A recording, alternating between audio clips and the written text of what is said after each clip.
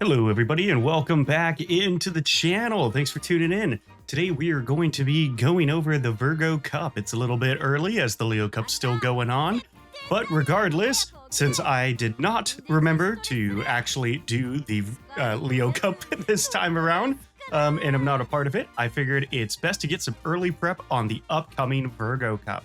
So let's go over some of the basics. Oh no, I'm in demotion range. So anyways, the upcoming champions meet known as the Virgo Cup runs from November 16th to November 26th. We are getting a champions meeting right after the other, pretty much for this foreseeable future, which means we are going to be training lots and lots of different types of Umas, and we're on our way to getting some pretty decent sparks. I managed to get my first 3-star power spark and my first 3-star speed spark just yesterday. It's kind of amazing that they both happened at once, but that is no matter and kind of irrelevant. So, what is the Virgo Cup? The Virgo Cup is a champions meeting, as you know. The session is going to be 1,600 meters. This is a mile aptitude for those of you who do not know, and it's going to be in sunny weather on firm ground.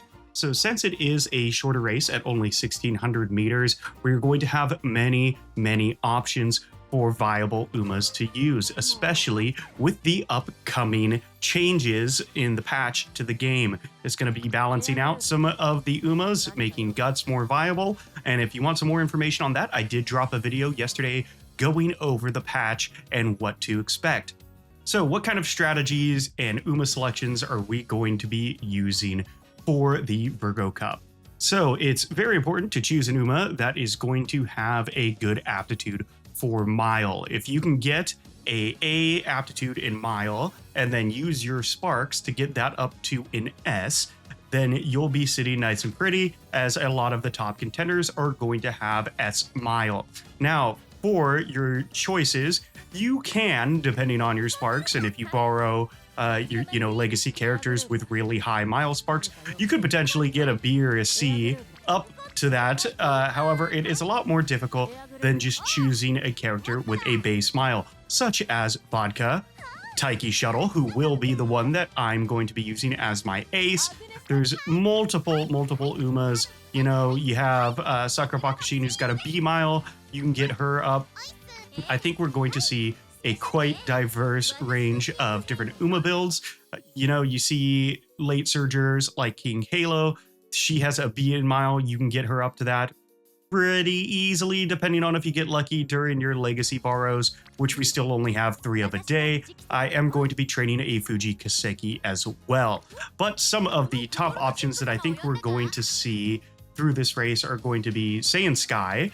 Saiyan Sky, while she has just a C in mile, she's a really good front runner, and front runners are still kind of cracked.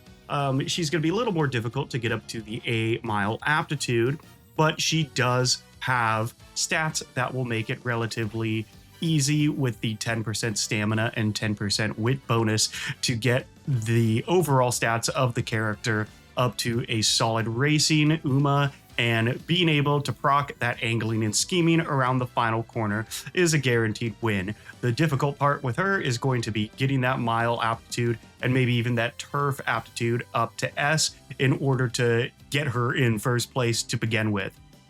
Another one that we're going to see a lot of, which I do not have unlocked, unfortunately, is going to be Summer Maruzensky, essentially for all the same reasons as Saiyan Sky.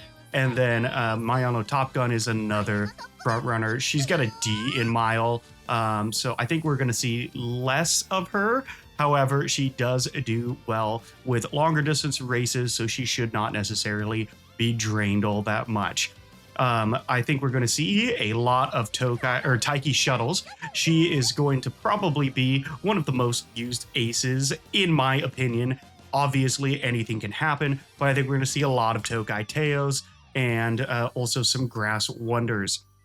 Now, when you're choosing your Uma, you can essentially build whomever you want. I would highly recommend, if you have struggled with any of these Champions Cups, not putting too much strain in yourself. I would probably not go with a TM Opera, as she's got an E in mile. I probably wouldn't go with a Aishin Flash, as she's got an F in mile. They do have A's in turf. A lot of Umas have A in turf, and technically, I think there's only like 4 or 5 out right now, such as Smart Falcon, that are not turf runners by default, but she does have the A aptitude in Mile, so if you have the turf sparks, it is potentially a viable option. We've seen some crazy builds with Smart Falcon, and we will see how that goes. I think this is going to be a really good Champions meet with some of the balancing that's coming out. There's just so many more options that people can use. I've been thinking about challenging myself, and once I build up an actual good ace, even trying to do a Curran Chan or maybe a winning ticket, just because I like their careers. They're relatively easy, and getting them up to those good aptitudes of S rank in turf and mile would be kind of a fun challenge to take on. For legacy characters, it is very important to choose sparks when doing any sort of champions meeting builds, as these will increase your aptitudes for certain tracks. So if you go into here where it says rating, click on it and change your selection by sparks, you'll be able to see a breakdown of what type of sparks these Umas have. Now, unfortunately, it is just for that runner. It does not show the grandparents at all. You do have to click on them and select in order to see those grandparents, but it's a good start. Naturally, you will have the sparks that are shown here, and if I'm trying to get a S in turf or an S in mile, I'm going to want around 4 sparks or higher in either of those aptitudes if I have A's already. So for instance, if I want to get turf up, I will go ahead, try to find, it will be a pink when it's the style. So I'm going to look for pink turf with 3 stars. And unfortunately, it only sorts them by the blue stars to my knowledge. I haven't gone through the sorting super detailed, but I just sort them like this. And then I look for the pink sparks via the middle options, and they kind of spread them out. So if I want good stats going into speed or good stats going into power, I'll scroll down to where my speed sparks are and look for a speed character with a turf. So for instance, Sakura Bakashin, she's only got the 1 star in turf though, so I probably wouldn't choose her. And then we have not very many. Now we have a nice nature here. So I get a 24 bonus to speed and a 12 bonus to wit. And if I click on her, she's going to provide front runner aptitudes. She's going to provide front runner aptitudes as well. So these are 4 front runner sparks, which puts this up to an A, which means I could potentially run Taiki Shuttle as a front runner, especially if that aptitude goes up to S. The turf sparks we only have 3 of, so for my second Uma, I would probably want to still go down to power and find another turf spark. And it doesn't look like I have any. I'm gonna have to work on that. So I got a Curran Chan here who does a 38 bonus to turf, which is nice. That's actually not that bad. And if I look at it, it's probably because she has other power sparks as grandparents. Yep, 3 from El Condor Pasa and 2 from Haru Urura. Now they have sprint and mile. I don't really need the sprint sparks all that much, but I am getting a 38 bonus to power, and that puts me at 2 in turf, 5 in turf, so I could potentially get that up to a S. And then we also have the mile. We only have 1 spark for mile, so this is most likely not going to be getting this mile up to an S. So you really want to balance out which aptitudes you want to increase. In my opinion, increasing the strategy is going to take precedent over increasing the turf. So if you don't have very good sparks, you might want to prioritize getting mile up before getting turf up. So for instance, choosing a character, doesn't look like I have a very good one here. So let's go to our guest. We would pick a mile spark here with my, what's her name again? I always forget her name, Grass Wonder. And this Grass Wonder is phenomenal. 5 mile sparks. So I could potentially get this mile up to an S, and then, you know, I might want to go into my own veterans and find Uma, if they even exist in my sparks list, and get that turf up to an S with 4 or more turf sparks as well. So that's kind of how you're going to want to build it. And I know sparks are random and they're really difficult to get the builds that you want. That being said, if you've gotten lucky enough to get them in these aptitudes and still increase your stats that you want to train, that is going to be the best bet for you. The breakdown of which stats you're going to want to increase, however, are going to be extremely specific to the UMA that you're choosing. For this race, we are going to want to hit a specific amount of stats in each of the ratings here. So let's go over the stats that we are looking for the Virgo Cup. Now for stats, just like every other Champions Meet, stamina is key. This wouldn't necessarily be a bad UMA to run, however, the stamina is a little low. For our stats, we're going to want to aim to max out speed. We're going to want around a 900 in power. If you can get it up even higher, then good on you, that's even better. For stamina, we're going to want between a 800 and a 900. So we're a little low on stamina here, but wit over 400 is good. You could probably do between a 350 and a 400 with wit. And if we take, 100 points off of this, throw it on here, we're at 742, and then we're pretty close to a really good breakdown of what we want here. So 1200, 900, 900, 900. Guts could really be anywhere from a 300 to a 400, and then wit around a 350 to a 400. Those are the stats that I recommend.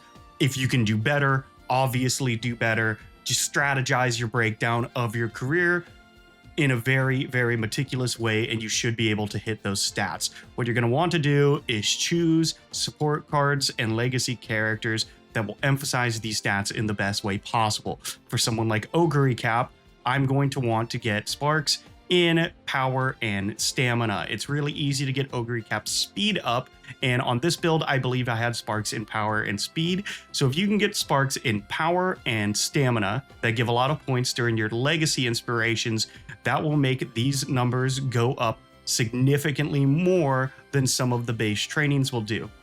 And also, don't overtrain. Think about it this way. At the end of your career, when you go into the URA finals, you're getting 12, 13 points after every single race. Then if you got the director's fan, that's another 10, 15, something like that. And then you get +5 from the character, and then 3 to 5 points from the reporter, depending on where you're at with their friendship gauge. So you might be able to finish this career, all the goals, not necessarily the URA, but all the goals with just an 1100 in speed, and then focus on your other stats. Because keep in mind, if your wit's low and you need to train wit at the end of your career, that is going to increase the speed. The last thing you want is wasted points and wasted turns, where those points could have gone into either stamina or power or wit.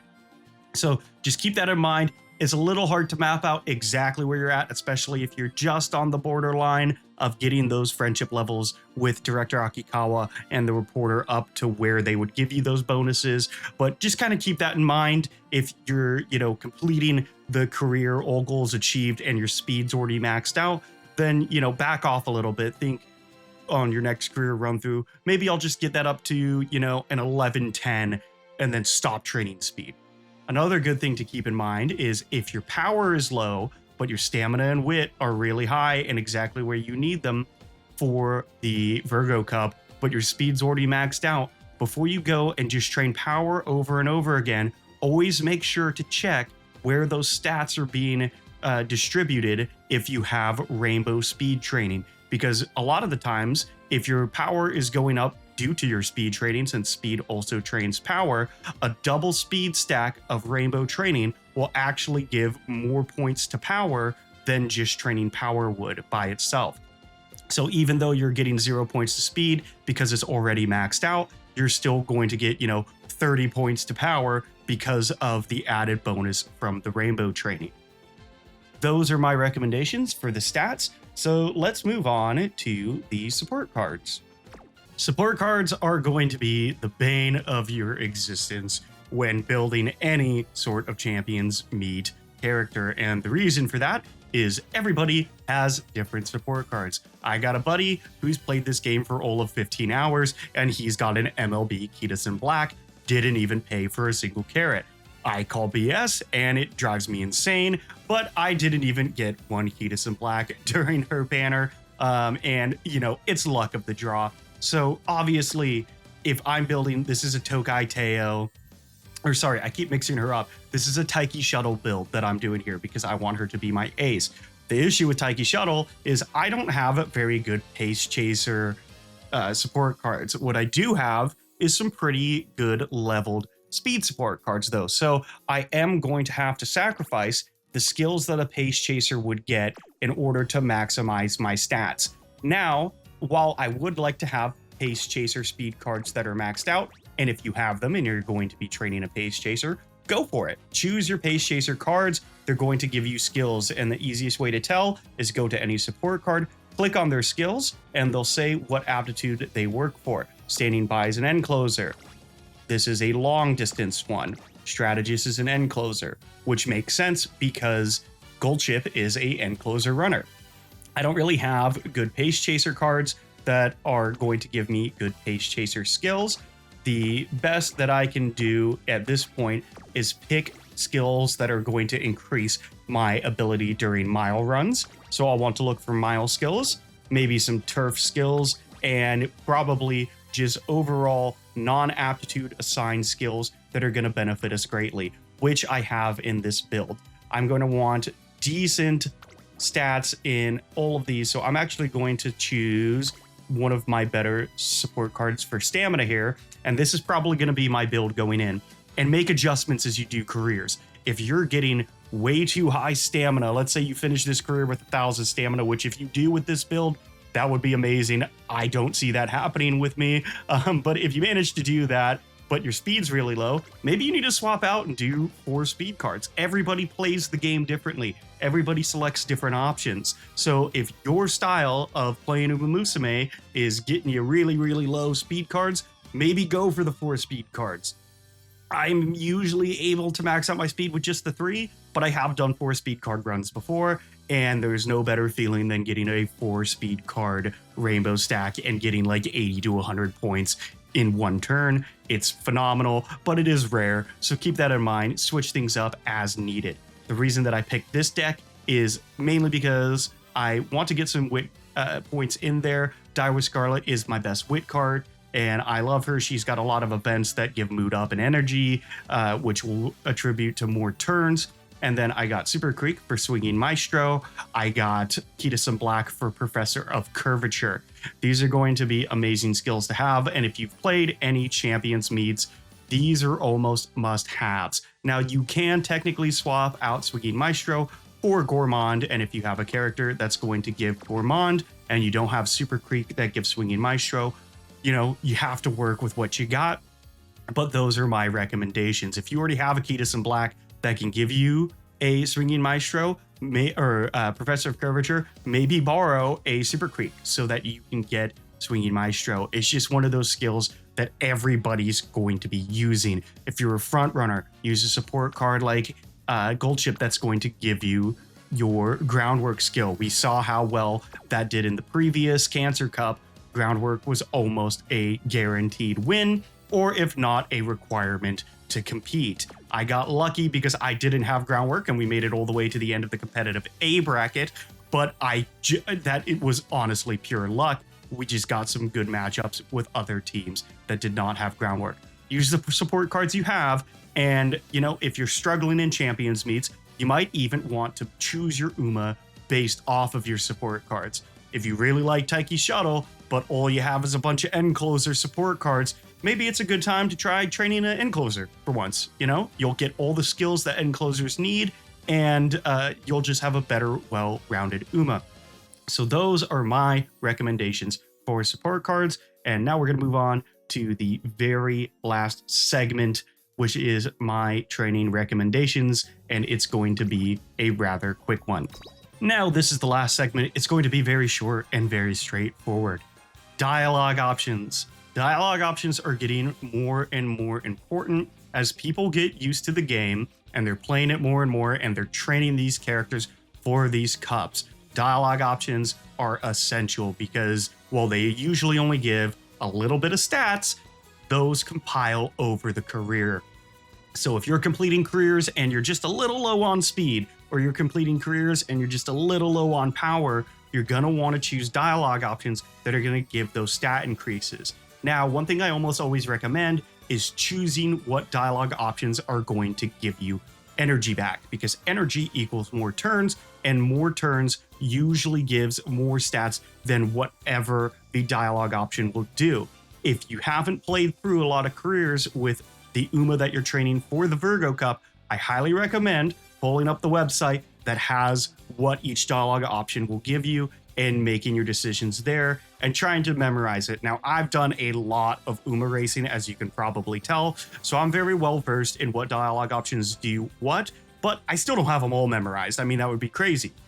Some people do, and good on you. If you have that type of memory, that's great, but sometimes you got to pull them up, and I don't consider it cheating because in the Japanese version, there's actually a list here that tells you what the dialogue option will do. So it's just getting ahead of the game, if you ask me. But, you know, choose the options that are going to give you stats. If you don't want guts on your character, don't choose dialogue options that are going to give you guts, because that mainly means you're missing out on stat points for something else. For instance, right here, she's asking us if we are going to take responsibility for this feeling. I'll say, make sure you win, so don't worry, or okay, we can stay for a bit. Okay, you can stay for a bit is going to do some extra training. Now, that did give guts, but it also gave 10 power. So if I'm low on power, that's going to be the dialogue option that I'm going to want to choose. Another thing is, make sure that you're keeping your mood up. There is small percentages, but they do give bonus points when you have a good and or great mood. So when you're headed up in your junior debut, if you don't get lucky enough to have Key to Some Black proc an event that's going to give you a mood up, which I do often, but also I get Die with Scarlet events that sometimes give us a mood up as well, you might want to think about doing a recreation, getting that mood up, and trying to keep it up. Also, one very, very important dialogue option to keep in mind is during the beach training, the top option is always going to give you a bonus to power, bottom option always going to give you a bonus to guts. And when you get any dialogue option involving food, it's a roll of the dice. It's up to you. The more conservative answers saying, oh yeah, maybe you shouldn't eat that much, it won't debuff you, but it will give you less energy than if you choose the option that essentially says to go ahead and engorge yourself. You'll get more energy, but you do have a risk of getting slow metabolism, which stops you from training speed. Now, I have more luck not getting that than I do when I get the debuff. So I think it's worth the risk. It's completely up to you. I say go big or go home. If you're training for a cup, get the most out of your options. Take the risk. If you get the mood down or you get the debuff, it happens. Cure it. If you don't end up getting the stats you want in the career, well, hell, you also got better chance of getting good sparks that you can use to train other Umas, and you can always go at it again. So anyways, guys, that's my quick breakdown of information and strategies for the upcoming Virgo Cup. I hope you got a little something out of it. If you have any questions, please feel free to leave them in the comment section below, and I'll try to answer the best that I can. I'm going to be posting videos of my progress for the Virgo Cup since I have a little more time to train, since I missed the Leo Cup. We don't like talking about it, but I'm still a little bitter. But also, a couple last things to leave you on. Don't forget to do your dailies. 10 free support cards per day. Do it. Do it. Support cards are amazing, and you get 10 free. 10 free. Look at that. Look at that. I got a Sweep Tosho. I really actually needed a Sweep Tosho, and now I can max out King Halo. Do your support cards. They're free. But yeah, anyways, that's all I have for today. I might go more in depth. It's kind of hard to do a super detailed breakdown specifically because each Uma is going to have a different type of training that they need, but I'll post the videos of the ones that I decide to train in case you're deciding to do similar type trainings. So yeah, leave a like, subscribe to the channel for all future content, and hit that bell button as well to get notified. Thanks for watching, and I hope you have a great rest of your week. I gotta go and get out of this demotion range. Haha, level 6, baby.